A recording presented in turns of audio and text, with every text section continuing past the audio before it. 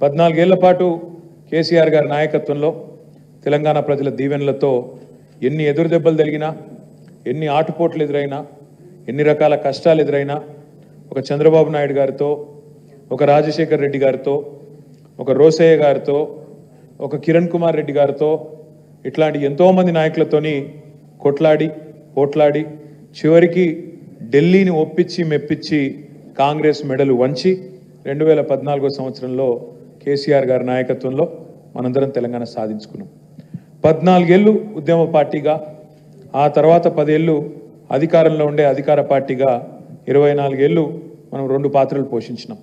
ఉద్యమ పార్టీగా, అధికార పార్టీగా. ఇప్పుడు పోషిస్తున్న పాత్ర ఏదైతే ఉందో ఇది మనకు కొత్త. ఒక సాధారణ రాజకీయ పార్టీగా, ఒక ఫక్తు రాజకీయ పార్టీగా ప్రతిపక్ష పాత్ర అనేది మనకు కొత్త.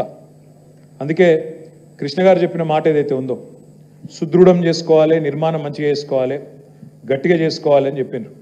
వాస్తవం కూడా అంతే. వారు చెప్పిన దానిలో పూర్తిగా మనందరం కూడా ఏకీభవించాల్సిన అంశాలు ఉన్నాయి. సైన్యం ఇంకా పెంచుకోవాలి. చాలామంది మన పట్ల చూస్తూ ఉన్నారు, మన దిక్కు చూస్తూ ఉన్నారు. ఒక జిల్లా కమిటీలో మనం అనుకుంటే దాదాపు 700-800 మందికి పదవులు ఇచ్చుకోవచ్చు. అనుబంధ సంఘాలు మెయిన్ కమిటీ కలుపుకుంటే ఒక్క జిల్లా కమిటీలో 800 మందికి మనం పదవులు ఇచ్చుకోవచ్చు. తప్పకుండా మీరు చెప్పిన సూచన ఏదైతే ఉందో కృష్ణన్న, ఆ పని తొందరలోనే చేసుకుందాం. ముమ్మాటికి కింది నుంచి మీద దాకా.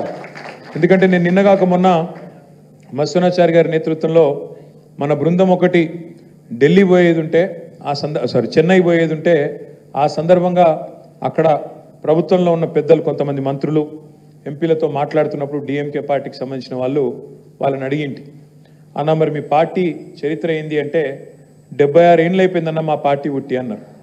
76 ఏళ్ల నుంచి ఆ పార్టీ తమిళనాడు రాజకీయాలను శాసిస్తూనే ఉంది.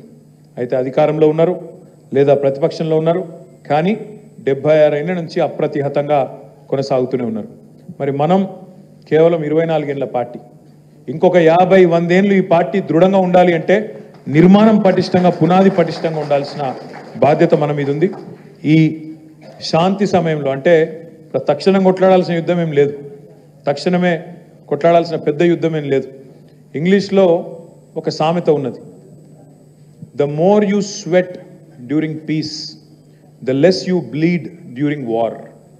మళ్ళీ చెప్తా, the more you sweat during piece the less you bleed during war. అంటే శాంతి సమయంలో ఎంత ఎక్కువ చెమట ఒడిపితే యుద్ధంలో అంత తక్కువ రక్తం కారుతుంది అనే మాట దానికి తాత్పర్యం. ఈ మాట ఎందుకంటున్నా అంటే ఈ సమయంలోనే మనం పార్టీ నిర్మాణం కానీ, ఈ సమయంలోనే మనకి ఏమైనా చిన్న పొరపాట్లు లోటుపాట్లు ఉంటే వాటిని సరి చేసుకోవడం కానీ ఇప్పుడే చేసుకోవాలి. తప్పకుండా ఆ దిశగా మనం దృష్టి సారించాల్సిన అవసరం కూడా మన మీద ఉన్నది. తమ్ముడు వీరేందర్ చెప్పి